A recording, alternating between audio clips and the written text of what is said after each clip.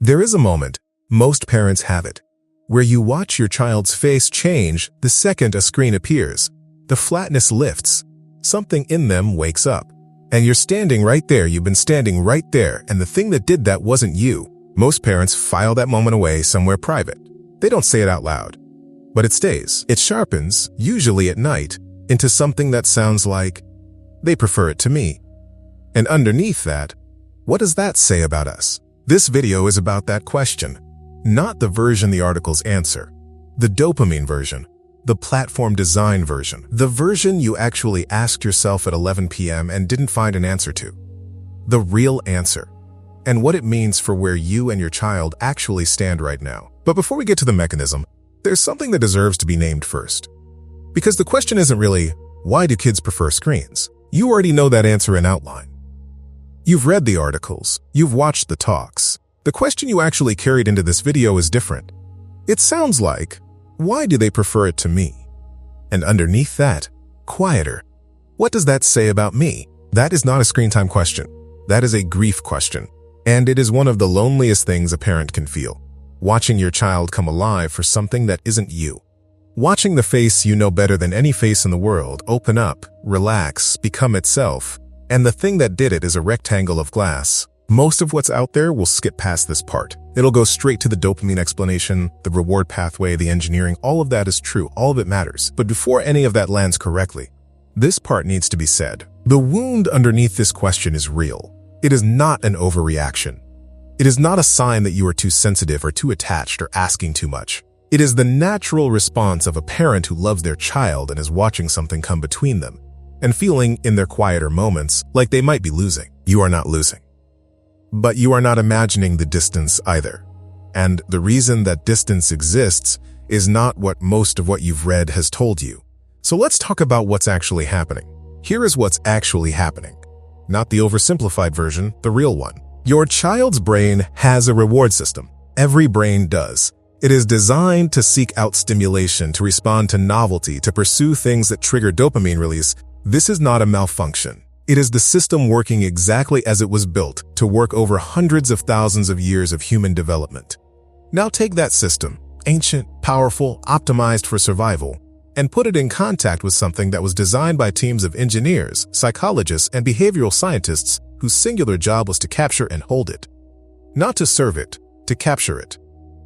The variable reward schedule, the infinite scroll, the notification timed to arrive at the exact moment engagement would otherwise drop. These are not accidents of design. They are the product. So when your child reaches for the device instead of reaching for you, when the screen gets the lit up face and you get the distracted half answer, that is not a statement about your relationship. That is a brain responding exactly the way a multi-billion-dollar system designed it to respond. You already know this part. In outline. What most content stops short of saying is this: you were never supposed to win that competition on the screen's terms, not because you aren't enough. Because you are not engineered, you are a human being. You do not have a team of behavioral scientists optimizing the timing of your presence.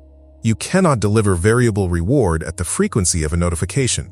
You are not supposed to be able to. But here's the part the mechanism explanation always skips. The screen cannot do what you can do. Not in a sentimental way, in a structural way. The screen cannot attune to your child. It cannot feel when something is wrong before your child says it. It cannot repair a rupture. It cannot hold a history. It cannot know your child the way you know them, the way you have known them since before they had words. The reward system responds to the screen. The attachment system, the part of your child that was built for human connection, that still needs it regardless of what the behavior suggests, that system responds to you. Those are two different systems. And you've been measuring yourself against the wrong one. So here is the real answer to the question you came in with. Your child's face changes when the screen appears because the reward system is doing its job.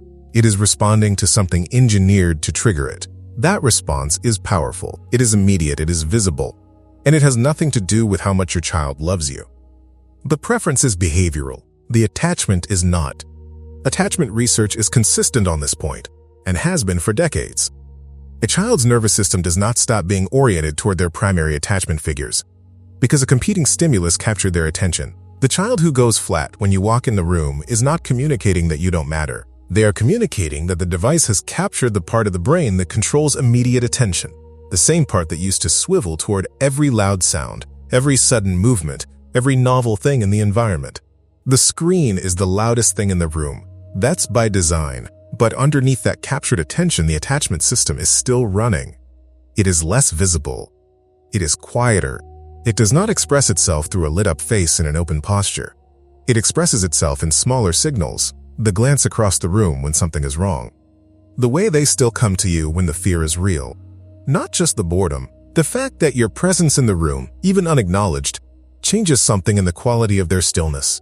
The screen wins the moment. You are still the meaning.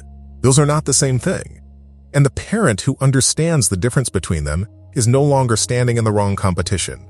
They are standing in the right one. This is not a comfort offered to make you feel better about something that isn't working. This is what the attachment literature actually says about how children relate to parents in high-stimulus environments. The withdrawal is real. The distance is real. The repair path, and there is a repair path, runs through the system that the screen cannot touch, through the part of your child that still knows.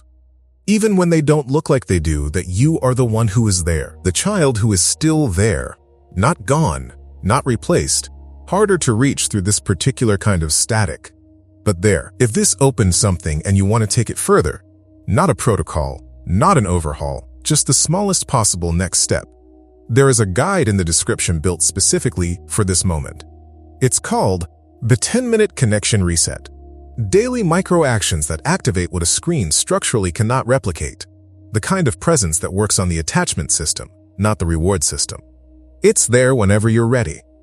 Now, there is an objection that lives underneath everything this video just said. It sounds like this: even if all of that is true, even if it's neuroscience and design and not a verdict on my relationship, I'm still the one who handed them the phone. I'm the one who used it to buy myself 20 minutes of quiet. I'm the one who let the hours accumulate. So the mechanism doesn't actually let me off the hook. That's a fair objection. And it deserves a real answer, not a reassuring one. The neuroscience does not remove responsibility. It redirects it. The question is no longer, why did I fail? The question becomes, now that I understand what's actually happening, what do I do with that? Those are different questions. The first one keeps you standing in the same place, indicting yourself. The second one points somewhere. So here is the one thing, not a system, not a protocol, not a conversation about screen limits. One thing that activates what the screen cannot replicate, and that you can do in the next 48 hours without requiring anything from your child.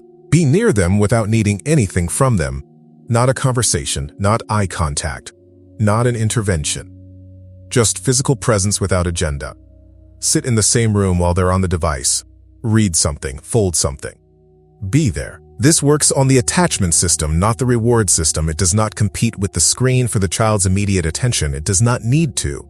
The nervous system registers presence even when the conscious mind is elsewhere.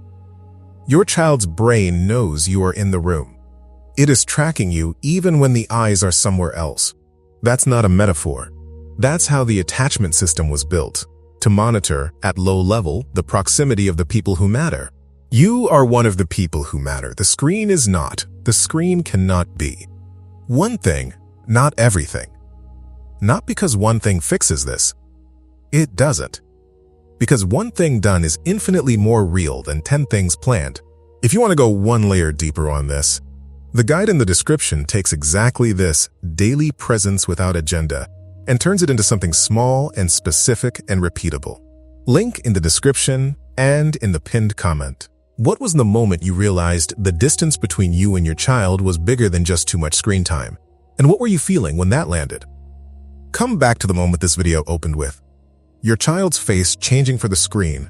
That moment still happened. It will probably happen again tonight. But what it means has changed. That face, the one that opened up for something that wasn't you, was not a rejection. It was a reward system doing what reward systems do when they encounter something engineered to trigger them. And underneath it, quieter, less visible, still running, the attachment system that has been oriented towards you since the beginning. The screen wins the moment. You are still the meaning. That is not a consolation. That is the structure of how your child's brain actually works. And it is the reason repair is not only possible, but in a real sense, already underway. Because repair doesn't require the child to be ready. It requires the parent to understand what they're working with. You came to this video carrying something private. The fear that the preference was personal, that the distance meant something about your relationship that couldn't be undone. What you're leaving with is a mechanism instead of a verdict, a direction instead of a wound. That's not the whole path.